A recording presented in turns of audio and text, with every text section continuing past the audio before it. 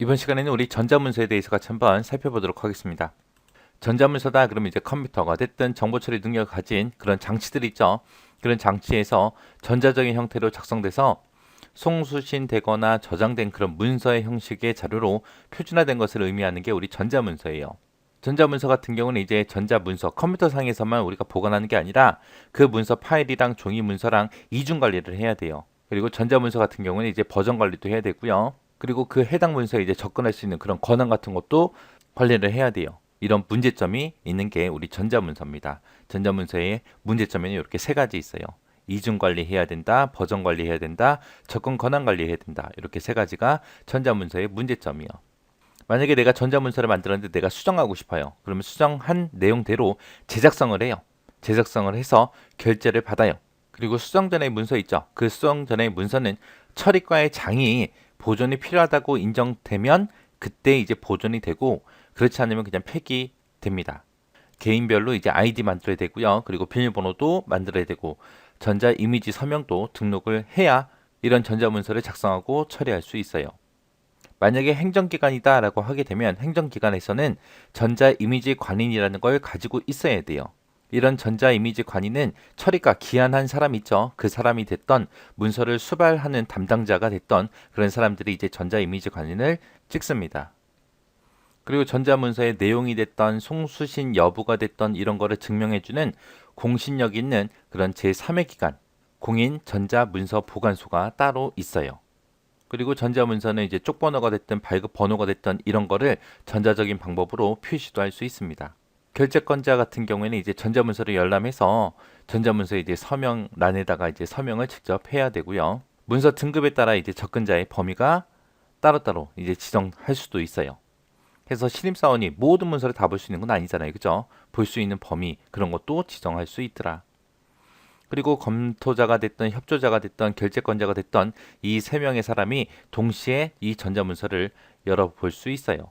그리고 이런 전자문서는 우리 종이로 따로 또 보관해야 된다 그랬죠. 그 종이 문서가 이제 이관되는 시기와 동일한 시기에 전자적으로 얘도 이관됩니다. 그 다음에 이제 전자문서의 송수신이요.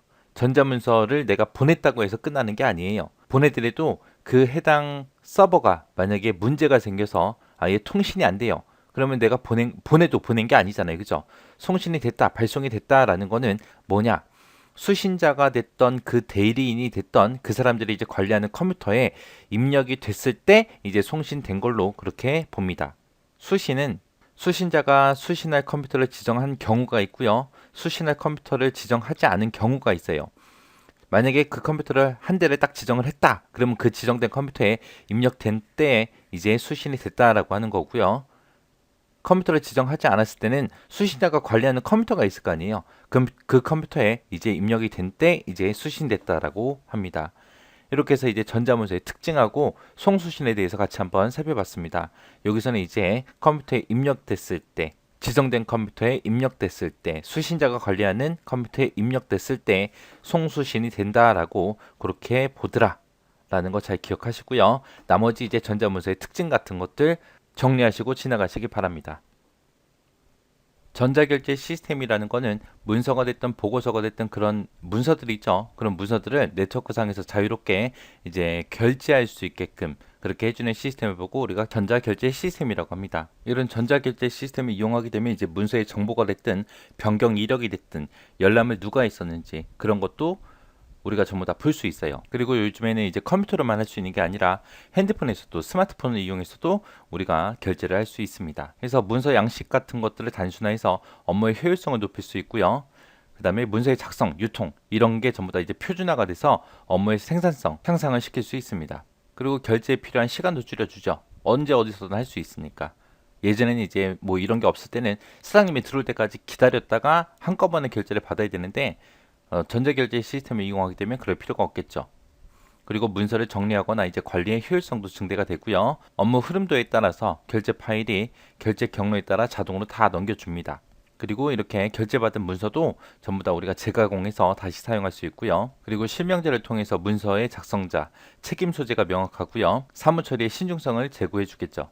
그리고 전자 이미지 서명이 됐든 결제 암호가 됐든 이런 게 있기 때문에 보안 유지도 가능합니다.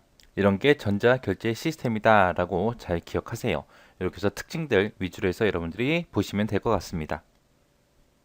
EDI라는 거는 조직 간에 통용되는 그런 문서 있죠. 그런 문서를 종이 대신 이제 컴퓨터 간에 표준화된 포맷과 코드 체계를 이용해서 문서를 교환하는 방식을 보고 우리가 EDI라 그래요. EDI가 되기 위해서는 반드시 문서의 표준화를 전제로 해서 운영이 된다라는 거 기억하셔야 됩니다. 그래서 얘는 표준화를 전제로 운영되기 때문에 표준 양식을 전부 다 가지고 있어요. 이렇게 구조화된 데이터를 전송해서 수인 측의 컴퓨터가 직접 처리할 수 있도록 그렇게 해주는 게 EDI입니다. 얘는 각 거래처 간 쌍방의 자주성과 독립성이 보장이 되고요. 독립된 데이터베이스를 전부 다 갖습니다. 얘는 데이터 통신망을 이용해서 이제 컴퓨터하고 서로 통신하면서 이제 데이터가 처리가 되기 때문에 서류 없는 거래가 가능합니다. 여기서 이제 사용되는 이런 데이터들은 전부 다 표준화가 전제라 그랬죠. 그래서 수신화 컴퓨터가 직접 처리를 해요. 그래서 따로 이제 변환이나 재입력할 필요가 없습니다. 그래서 거래 시간이 단축되고요. 업무 처리에 오류가 감소가 되고 비용이 절감이 됩니다. 그리고 이 EDI라는 거는 다른 경영 시스템들과 이제 통합해서 같이 사용할 수 있어요. 그래서 경쟁력이 강화가 됩니다. 자, 이렇게 해서 여기서는 이제 이것만 잘 기억하시면 될 것 같아요. 조직 간에 통용되는 문서 정보를 종이 대신 컴퓨터 간에 표준화된 포맷과 코드 체계를 이용해서 문서를 서로 교환하는 방식이다. 표준화를 전제로 운영이 된다라는 거 그거 정확하게 기억하시고 지나가시기 바랍니다. 전자문서 관리 시스템이라는 건 영어로 EDMS라고 그렇게 부르고요. 얘는 문서가 됐든 자료가 됐든 작성부터 시작해서 폐기될 때까지 이 모든 과정을 일관성 있게 전체적으로 전부 다 통합하고 관리해주는 그런 시스템을 보고 우리가 전자문서 관리 시스템이라고 그렇게 불러요. 얘를 이용하게 되면 이제 문서를 신속하게 조회도 하고 검색도 할 수 있겠죠. 그래서 업무의 효율을 극대화시킬 수 있고요. 그리고 문서 보관할 장소가 줄어들기 때문에 쾌적한 사무 환경을 조성할 수 있습니다. 그리고 얘는 텍스트가 됐든 그래픽이 됐든 이미지가 됐든 영상이 됐든 이런 모든 문서 자원을 전부 다 통합해서 관리를 해줘요.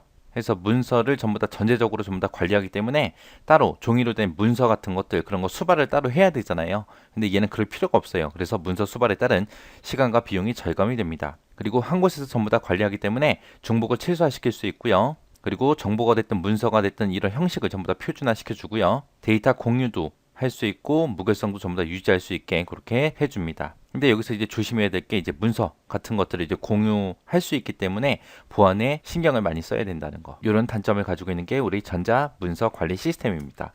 전자 문서 관리 시스템의 그냥 대략적인 개요 정도만 여러분들이 알고 계시면 될 것 같아요.